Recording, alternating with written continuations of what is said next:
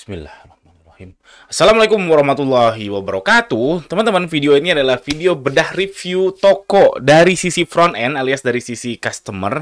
Yang saya bedah tokonya ini sudah 22 segmen, 22 minggu lebih lah saya sudah nge-review toko, dan setiap Senin jam 19.30 insya Allah saya upload review toko. Kadang saya review bisnis, kadang saya review bisnis secara umum, ya macam-macam lah. Yang jelas saya suka konten ini karena studi kasus, jadi riset yang biasanya saya hari-hari lakukan ya saya upload di YouTube. Jadinya saya sambil menyelam minum air. Dan bagi teman-teman yang mau tokonya di review, boleh banget tulis di Google Form di deskripsi di ganirozaki.com. Cek aja, ya, isi dulu. Cuman saya nggak janji kapan bisa di review tokonya. Oke, kita lanjut.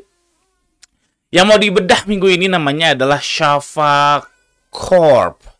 Ini pertama saya baca isian Google Formnya, oh ini kayak seperti Shafco ya. Kalau Shafco itu, kalau di Indonesia lah, Shafco itu terkenal banget karena Shafco itu Shafira Corporation itu membawahi Zoya Kosmetik, lalu Shafira, terus ada kopi, bagi kopi dan lain sebagainya. Lalu bentar ya. Tapi terus ketika saya coba googling Shafa Corp, ternyata nyasarnya bukan ke Shafco Shafira ya, tapi ternyata ke tokonya si beliau ini Shafa Corp. Jadi ya bagus-bagus aja sih, jadinya tidak ambigu sama Shafco. Kalau Shafco itu kan sudah terkenal banget, Shafco. Nah, ini Shafco tuh Shafira Corporation, ini Shafa Corp. Mirip-mirip dikit tapi ternyata tidak ambigu. Nggak tahu kalau di sosmed. Jadi ini kalau di googling sih namanya berarti oke. Sip, lanjut. Kita mau review toko Shafa Corp ini. Ini kata yang bersangkutan, dia bilang, Afwan, Kagani, Juli Agustus, Qadarullah penjualan turun drastis. Komentarnya satu, ini bulan Desember, saya baru nge-review bulan Desember. Jadi buat teman-teman yang mau di-review ya harap sabar. Saya juga seminggu sekali, dan ya saya milihnya juga terserah saya aja.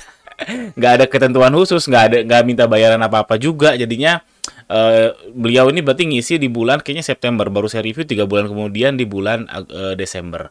Lalu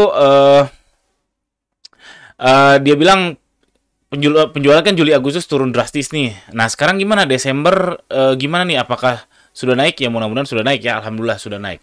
Nah jika ternyata belum naik, jika masih turun juga atau masih belum rebound, gimana cara naikin penjualan? Saya bilang nggak tahu, serius. Kalau ditanya itu saya bilang saat ini nggak tahu. Karena apa ya? Karena sesederhana saya juga lagi berusaha keras untuk menaikkan penjualan toko saya dan nggak berhasil. Dan beberapa kali ada yang WhatsApp, Kang, gimana naikin penjualan? Saya jawab nggak tahu, serius nggak tahu, nggak tahu. Oke, kita lanjut review tokonya.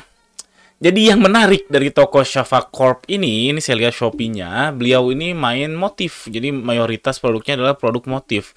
Fashion muslim juga, ya fashion wanita lah, ini lebih ke fashion wanita. Ini ada yang nggak motif, cuman saya lihat mayoritas motif. Yang terlarisnya motif dengan harga segini 31.500, 29.900. Ini murah sekali, motif ini murah sekali. Nah, kalau saya juga main fashion muslim, saya jualan jilbab, gamis juga, terus outer. Ada sih kayaknya 1-2 SKU, 1-2 artikel kayaknya ada. Cuman kalau main motif saya punya ketakutan. Jadi waktu saya pertama terjun juga memang mikir main motif nggak ya. Dulu sempat main motif polkadot sama salur, tapi itu pun masih main aman. Karena kalau main motif itu saya takut satu, produknya tuh discontinue. Jadi kalau misalnya kita mau motif apa ya, motif namanya mungkin motif kaktus terkembang gitu, mungkin sekarang ada di pasaran, lalu bulan depan nggak ada lagi. Jadi kalau udah laris, kita mau produksi ulang nggak bisa lagi, kecuali kalau kita mau ngeprint sendiri, dan ngeprint sendiri itu mahalnya bukan main. Dan belum lagi kalau motif itu berarti kalau kita pakai motif yang ada di pasaran, pasti kita juga memproduksi produk yang pasaran juga, karena sudah ada motif yang sama. Itu satu ketakutan saya. Yang kedua, sepengamatan saya sepertinya ya, motif itu faktor wants-nya lebih besar daripada needs. Jadi kalau orang lihat produk jilbab motif, lucu, beli. Kalau needs, misalkan saya butuh jilbab warna putih, jadi mau lucu atau nggak lucu, faktor needs-nya lebih kecil, lebih besar kalau polosan. Dan makanya saya berpikir sepertinya kalau main wants itu lebih susah daripada needs sepertinya. Ternyata sekarang ya sama-sama susahnya karena Karena saya juga untuk ngebangkitin toko saya ini memang agak memang masih masih berjuang banget. Jadi itu alasan salah satu itu alasan kedua kenapa saya nggak mau main motif. Yang ketiga alasannya adalah kalau import itu murah banget. Itu tuh murah banget, serius. Kalau import kerudung segi 4 motif itu serius murah banget banget banget banget. Tapi ya iya modalnya harus besar juga. Setahu saya salah satu brand ternama juga di Bandung namanya Umama Gallery. Umama, saya bocor ya nggak bocor, ini memang udah rahasia umum. Umama Gallery itu saya tahu dari orang dalamnya gitu ya, ya banyak produk yang jilbab yang impor dari Cina. Kualitasnya gimana? Ya ada harga ada barang lah, tapi memang kualitasnya ya oke-oke aja sih bagi orang yang nggak masalah. Harganya super duper murah. Lalu basic saya bukan tekstil designer teman-teman, jadi saya nggak ngerti motif yang bagus itu seperti apa, karena ngikutin tren itu seperti apa. Apakah sekarang trennya warna lilac, apakah sekarang trennya warna hijau botol dan sebagainya, saya nggak ngerti karena saya bukan tekstil designer tapi saya pedagang, dan saya baru punya fashion designer pun kami baru hire fashion designer pun baru ya 6 bulan ke belakang. Dan fashion designer dan tekstil designer itu dua hal berbeda. Kalau tekstil designer tuh yang ngeprint ya, yang ngeprint bikin motifnya dan lain sebagainya. Kalau fashion designer yang bikin bajunya, yang ngegambar mock upnya dan lain sebagainya. Ini yang membuat saya takut main motif. Nah, tapi kalau saya, seandainya saya nih terlanjur udah main motif, apa yang saya lakukan? Atau seandainya saya disuruh oleh si Chefforkop nih, misal ya, gantiin dia jadi CEO-nya, ya sudah. Mungkin yang akan saya lakukan, satu, mungkin saya akan jual mahal aja daripada jadi jual premium aja. Jadi menurut saya jual premium lebih masuk akal. Kenapa? Karena jual mahal dan jual murah sama-sama susah, sama aja susahnya untuk motif ya, untuk motif. Karena ya itu tadi bayangan saya kalau motif itu kentaranya wants ya, melihat motifnya lucu, motifnya oh sesuai dengan kepribadian lah, oh motifnya sesuai tren, jadi kan tuh wants bukan needs, jadi harusnya nggak price sensitif seharusnya. Jadi jual premium menurut saya lebih masuk akal, dan jual mahal dan jual murah itu sama-sama susahnya. Beliau ini kan jual murah ya, ini 31.000, 32.000, mungkin bisa dijual jadi 300.000 gitu, 150.000 gitu. Ya nggak tahu. Ini kalau saya, tapi ini mungkin banget salah. Lalu kalau saya terlanjur jadi CEO-nya si Shafakop ini, saya jadi direkturnya Shafakop ini misal ya, saya akan fokus ke fanbase. Fanbase harus kuat, repeat ordernya harus kuat. Karena itu tadi, jadi ini adalah motif itu orang tuh harus melihat bahwa dia tuh relate sama si motifnya. Orang tuh suka sama si motifnya, bukan motif yang asal-asalan. Jadinya saya lebih baik fokus ke fanbase, lihat repeat order customernya, dan fokus ke situ. Misalkan katakanlah orderan baru 20.000 order misalkan, lalu dicari repeat order, disitulah kita explore terus. Kalau bisa si orang tersebut tiap bulan beli satu, karena ya itu harapannya cari orang yang memang cocok sama desain motif saya, si motif si brand ini. Ini kalau saya terlanjur jadi main motif. Ini mungkin banget ngaco karena tadi saya bilang saya nggak terjun ke main motif, walaupun sekarang ada beberapa SKU main motif, itu pun karena testing aja sih. Jadi gitu ya. Ini pendapat saya. Mudah-mudahan ada insight menarik buat yang punya toko atau buat Anda yang nonton.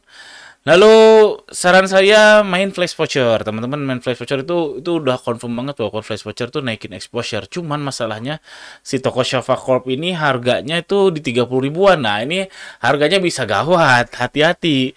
Pricing di harga kurang dari 30 ribu atau 30 ribu lebih dikit ini hati-hati, karena syarat flash voucher yang minimalis, minimal belanja itu 30 ribu dan diskonnya 15 ribu. Jadi kalau misalkan ada produk yang 30.100